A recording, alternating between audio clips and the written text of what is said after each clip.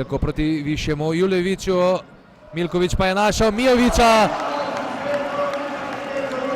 Odlično je to asistiral in Slatinčani so vstopili v zadnji 2 minuti.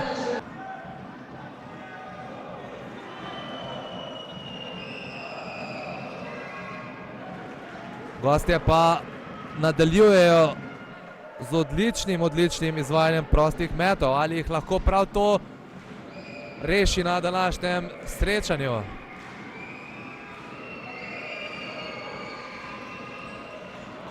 Williams je zgrešil prvi zgrešeni prosti met Grosuplja na tem srečanju. 13 so jih zadeli.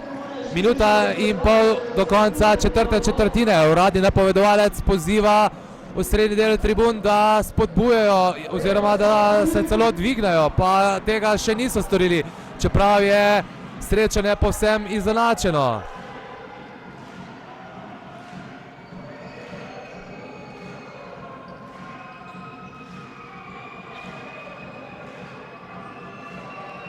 Pod obročem boja Milkovića in Krubalija. Dolg napad Grosuplja, ali ga bo zaključil Julević. Prekratek je bil njegov met, začela se je zadnja minuta. Slatinčani vodijo 2 točki. Dejan Mihevc pa je nakazal, da želi minuto odmora. Nobeden od trenerjev v drugem polčasu sploh še ni zahteval nobene minute odmora, torej jih lahko kar nekaj pričakujemo v zaključku. Miloš Milković z velike pol razdalje, v zadnji sekundi je metal mimo, žoga za goste, še pol minute na semaforju. Williams gre sam, zadev je, ura stoji. Po prvi minuti odmora v drugem polčasu v Rogaški Slatini, 26 sekund do konca četrte četrtine, na semaforju je izid izenačen, 64-64. Vsi gledalci so na nogah.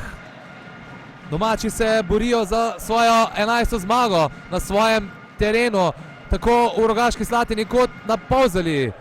So doslej še vedno zmagali. Gostom ta zmaga pomeni nekoliko več, kajti lovijo uvrstitev med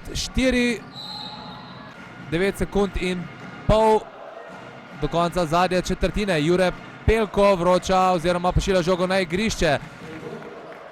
Zadnje sekunde tekme se iztekajo, ali bomo morda celo gledali podaljšek. Pelko do Mijovića, podaja brez pogleda.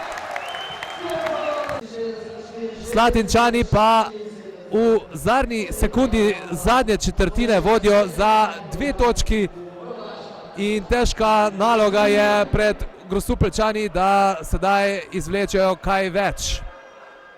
Williams bo vročal žogo. Williams do Krubelija, ki meče, žoga ni šla skozi obroč in Slatinčani ostajajo neporaženi na domačem terenu. 66-64 končni izid.